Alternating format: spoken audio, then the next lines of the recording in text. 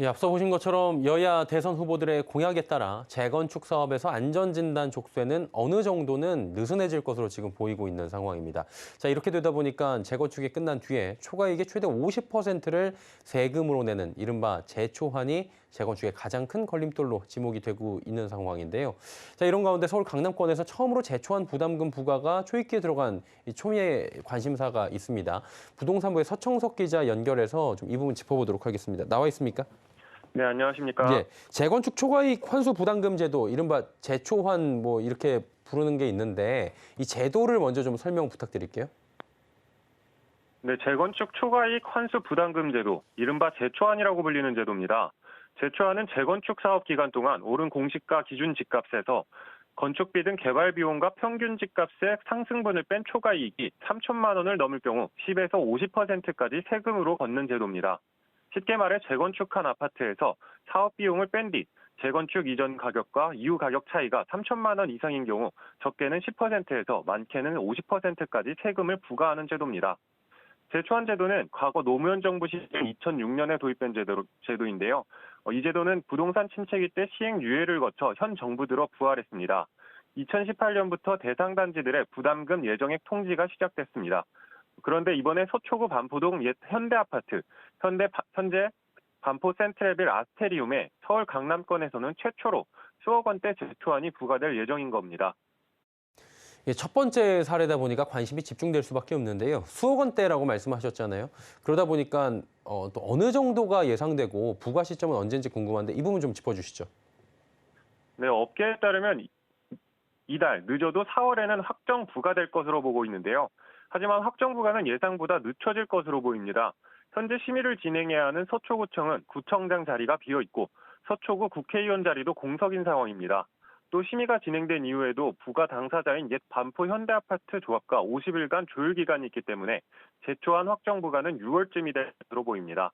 당초 반포 옛 현대아파트는 80가구의 한 동짜리 나홀로 단지에서 전용 면적 60, 82, 89제곱미터, 전체 108가구로 새로 지어져 지난해 7월 말 입주가 시작됐습니다. 이 중 일반 분양 12가구, 공공 분양이 16가구입니다. 이 아파트는 재건축을 하기 전 10억 원대에 거래되는 매물이 재건축 이후 18억 원에 거래되며 약 8억 원가량이 올랐는데요.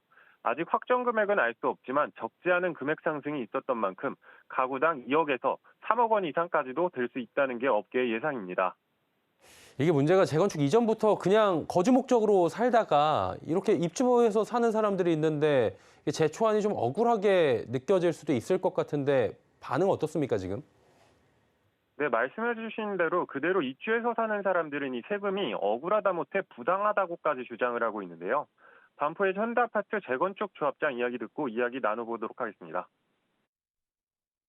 그게 지금 초과 이익이라는 건 이익이 내가 손에 갖고 있어야 거기서 얼마 분, 몇 분, 얼마는 세금 내고 얼마는 내가 이익을 취하는 거잖아요. 근데 우리는 매매가 안 돼서 파란 게 하나도 없어요. 다 자기가 소유하고 있고 집이 한 채가 있는 거예요. 이익이 어디 있어요. 매매를 해서 현금을 쥐어야 이익이 생기는 거죠.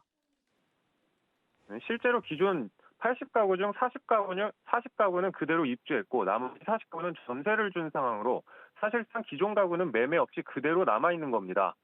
또 반포 센트레빌 아스테리움 주변에 위치한 반포동 미도 아파트는 재건축을 하지 않았지만 비슷한 면적의 매물이 2019년 14억 원 중반대에서 작년 27억 원에 거래되며 2년 만에 12억 원 이상 가격이 올랐습니다.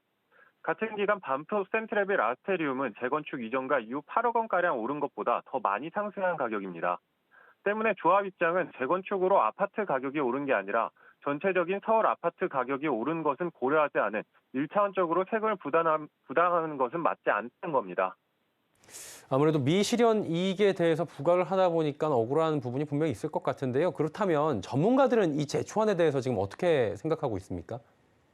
네, 전문가 역시 재초안에 대해선 부정적인 입장을 보였습니다. 서진영 부동산학회장 이야기 듣고 이어가겠습니다. 제초제의 경우에는 올해 처음부터 이제 시행이 되기 때문에 실행되면 재건축 조합원들의 부담금이 증가할 것이다.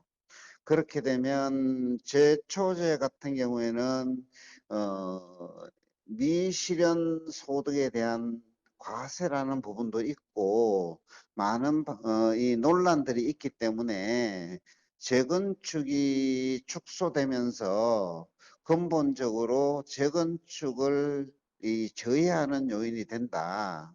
그래서 제초제에 대한 산정 기준 등등에 대한 전면적인 제도 개편이 필요한 시점이다. 이렇게 보시면 되죠.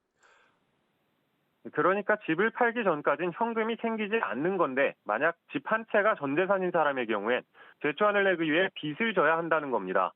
때문에 서진영 회장은 제초안이 미실현 소득에 대한 세금 부과라며 제도적 개편을 이야기하는 겁니다. 예, 그리고 내일 대선이 있습니다. 선거 막판 여야 후보들은 재건축 관련 정책을 지금 쏟아내고 있는 상황이죠. 여기에 제초안 관련 내용도 포함돼 있잖아요.